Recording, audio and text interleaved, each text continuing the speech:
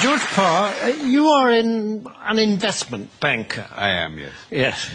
And as such, you have your fingers right on the pulse of the financial market. Yeah, very much so, yes. And during the summer, there's been a great deal of turbulence and volatility in the market, yes. Tremendous, yes, tremendous. Yes, and what is caused that? Well, you have to remember two things about the market. One is that they are made up of very sharp and sophisticated people who, these are the greatest brains in the world.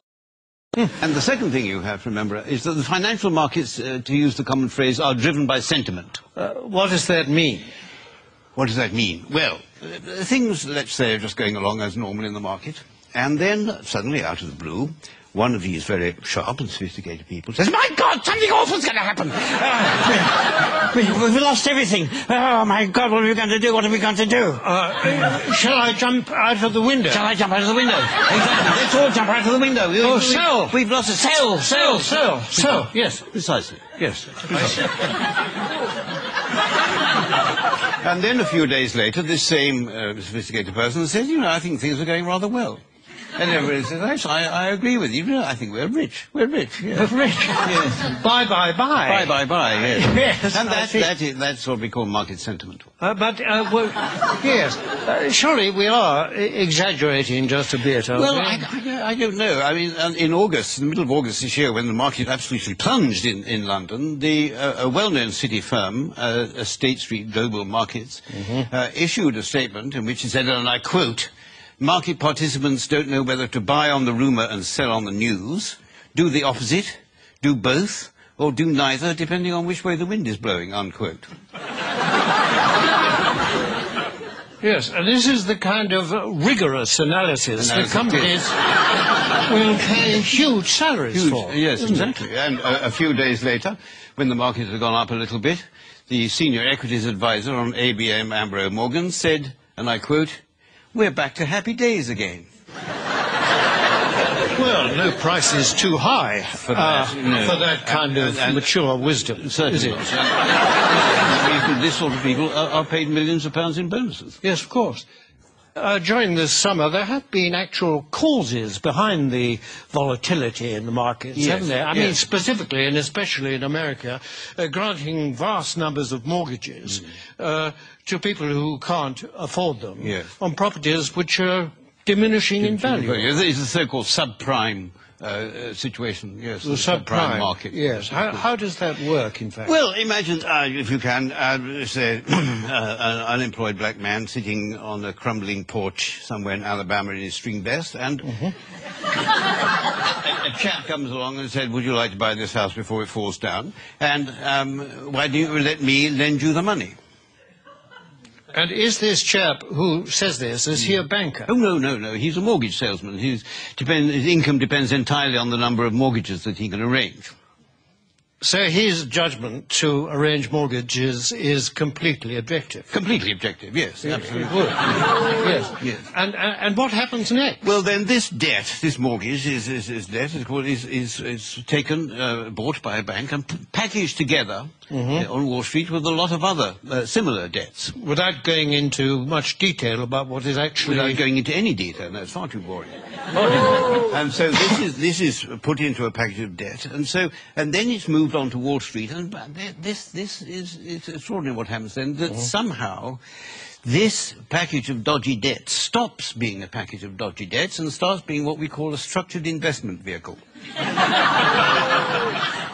An SIV? An SIV, exactly, yes. Yes, I see. And then someone like you comes along and buys it. I buy it, yes, and then I will ring up, I don't know, somebody in Tokyo and say, "Look, I've got this package, do you want to buy it?" And they say, "What's in it?" And I say, "I haven't got the faintest idea." And they say, "How much do you want for it?" And I say, $100 million. And then they say, "Fine, that's it." And that's the market. And presumably this package, I mean, that kind of thing can happen several times to the same package. Possibly, yes. And every time it does, of course, then you, or someone like you, will get a fee and a markup. And a profit, yes. And so well, you can't expect us to do it for nothing. It's hard work being... In view of the fact that in these packages is a lot of dodgy debt, what is it about it that attracts the financial, risk takers? Yes, well, because these hedge funds, as they're called, which specialize in these debts, they all have very good names. You mean they're responsible companies? No, I don't know. It's nothing to do with their reputation. They have actually very, very good names. The names they think up for them are very good. I'll give you an example. There's a very well-known American Wall Street firm called Bear Stearns, who have two of these hedge funds which specialize in these mortgage debts. And they lost so much money, lost so much of its value, that Bear Stearns announced that they would have to put in $3.2 billion into one of the funds to try and keep it afloat. $3.2 billion? $3.2 billion, yes. And even then they said the investors couldn't get any money out of it and they were going to let the other fund go. But one of these funds was called the High Grade Structured Credit Strategies Fund, and the other was called the High Grade Structured Credit Enhanced Leverage Fund.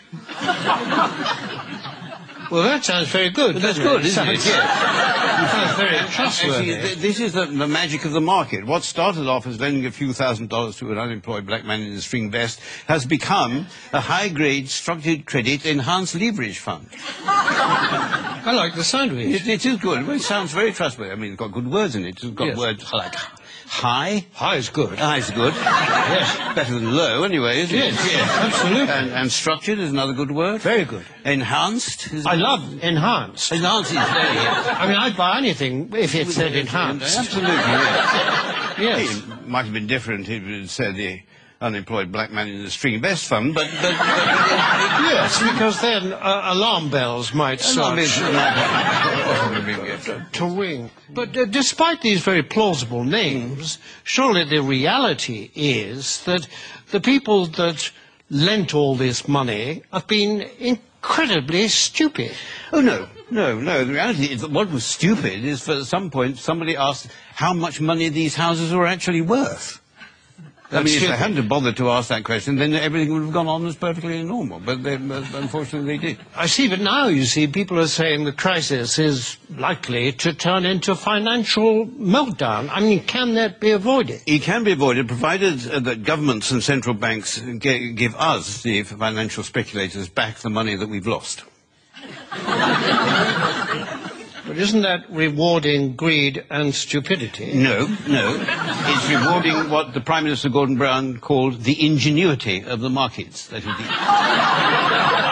you see, and we don't want this money to spend on ourselves. We want this money just to go into the market so that we can carry on borrowing and lending money as if nothing had happened without thinking too much about it. Yes, but if the worst came to the worst and you didn't get this money, what then? Well, then there'd be another market crash, and then I would say to you what people like me always say, that it's not us that will suffer, it's your pension fund.